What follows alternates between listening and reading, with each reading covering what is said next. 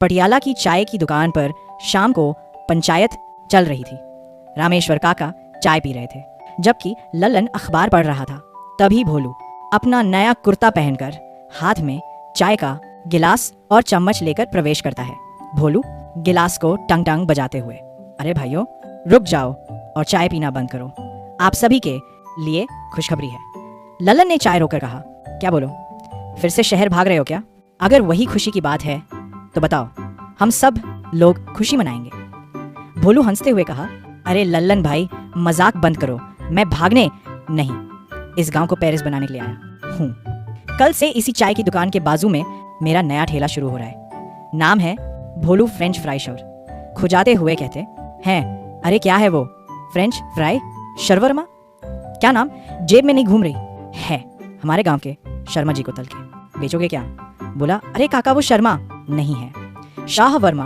विदेश में गोरे लोग यही खाते हैं। आलू को सोने के टुकड़े जैसा तलकर उसको एक स्पेशल रोटी में लपेट देते। एंड दिल्ली में उसका रेट 100 है, लेकिन हमारे गांव के लिए सिर्फ 10 हलवाई रसोई से बाहर आते हुए अरे गांव पेरिस बनाएगा।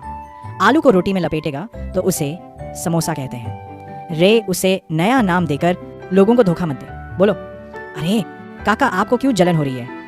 मेरा शवरमा खाने के बाद आपके समोसे गाय को खिलाना पड़ेगा। कल शाम को आइए, अपना टैलेंट दिखाता हूँ। अगले दिन शाम को भोलू ने चाय की दुकान के पास ही एक छोटी सी मेज लगाई और स्टोव और तेल की एक बड़ी कढ़ाई रखी और बगल में आलू का बोरा। हमारे पास तो वो मशीन नहीं है, गोलू आलू को लंबा काटते हुए कहता है। अरे ओ छुटकन, वही तो क्रिएटिविटी है।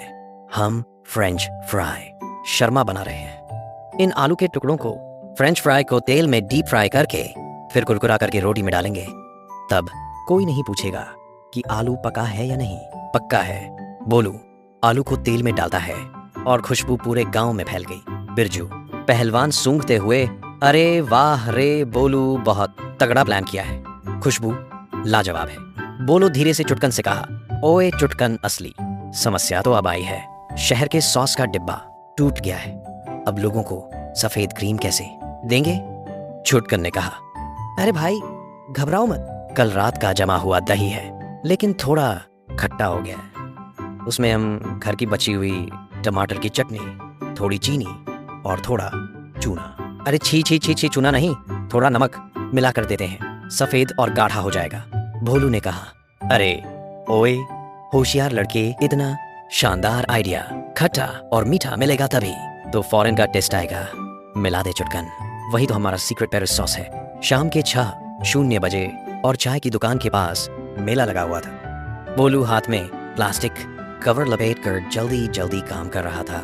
एक मोटी रोटी लेकर उसमें तले हुए आलू के टुकड़े डालकर उस अजीब से खट्टे दही और टमाटर के मिश्रण को गाढ़ा करके डाल रहा था और उसके ऊपर नमकीन और मुरमुरे छिड़क कर लपेट रहा था। सरपंच जी, क्या रे भोलू, देखने में तो अच्छा है पर खुशबू थोड़ी खट्टी आ रही है। भोलू ने सरपंच से कहा, अरे सरपंच जी, वो फ्रेंच की खुशबू है, पेरिस में ऐसे ही होती है, आप आंख बंद करके खाइए। सरपंच जी ने एक बड़ा निवाला लिया, उनका चेहरा अजीब हो गया, उनकी आंखें बड़ी हो गई।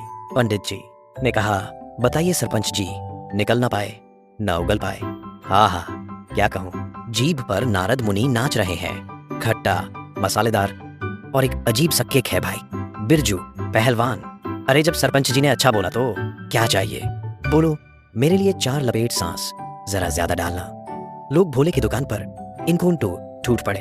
हलवाई कोने में बैठकर बड़बड़ाता है, अरे और खाओ, और कल सुबह तुमको पता चलेगा इसका असली मजा।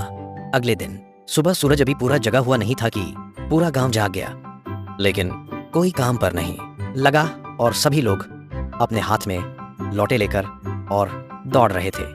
लल्लन खेत की मोड़ पर दौड़ते हुए कह रहा था, ऐ बर्बाद कर दिया रे, रात भर पेट में कोई मालगाड़ी चलाई जैसा लग रहा। रामेश्वर काका लाठी पकड़कर कांपते हुए कह रहे थे, मुझे पहले ही पता था, वो शोरमा हमारे पेट के लिए कर्मा था। अरे आलू के साथ कोई जहर मिला है रे।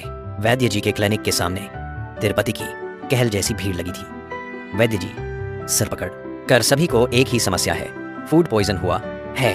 उस भोली ने जो खट्टा दही और बासी तेल मिलाकर खिलाया है, उसने तुम्हारी आंतों को निचोड़ दिया। अब सब लोग त्रिफला चूर्ण लेकर जाओ और पानी में घोलकर पियो। सरपंच जी की हालत सबसे खराब थी और वह अपनी इज्जत के लिए वो किसी को नहीं बता पाए और घर में ही पड़े रहे। शाम को सभी उदास और लटके चेहरे के साथ चाय की दुकान पर जमा हुए।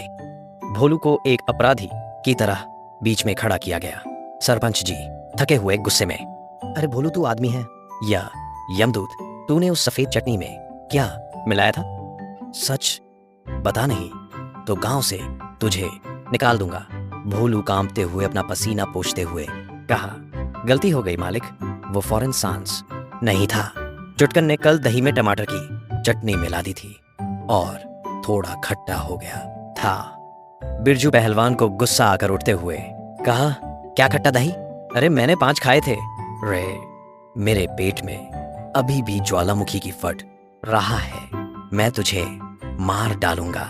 बिरजू भोलू पर झपटने ही वाला था, तभी हलवाई ने उसे रोक दिया और कहने लगा, अरे रुक जा बिरजू, उसे मारना मत, मारने से तेरी थकावट बढ़ेगी, उसे पेट दर्द कम नहीं होगा, उसे सही सजा मिलनी चाहिए। रामेश्वर काका, इसके लिए एक ही सजा है, जब तक हम सबका पेट ठीक नहीं हो जाता तब तक वह अपने खर्चे पर अदरक की चाय बनाकर पिलाएगा। सरपंच जी यहाँ भी नहीं, आज के बाद जिंदगी में फॉरेन के खाने का नाम नहीं लेना चाहिए। इज्जत से मिर्ची भजिया बनाकर गुजारा करो। बोलो सबके सामने हाथ जोड़ते हुए, अरे ठीक है मालिक, अब मैं कभी जिंदगी में उस शोरमा की तरफ नहीं जाऊंगा। हमारे गांव के मिर्ची भजिया ही अमरूद है, अभी अदरक की चाय बनाकर सबको पिलाता हूँ। बोलो। अदरक कूटने लगता है और गांव के लोग थकी हुई मुस्कान के साथ हंसने लगे। इस तरह रामपुरिया गांव में फ्रेंच क्रांति का एक दिन खत्म हो गया और भोलू ने यह सबक सीख लिया कि जो काम नहीं आता है, जो चीज नहीं मिलती है, उस पर लालच करने से अंत में पेट दर्द और चूर्ण ही बचता है।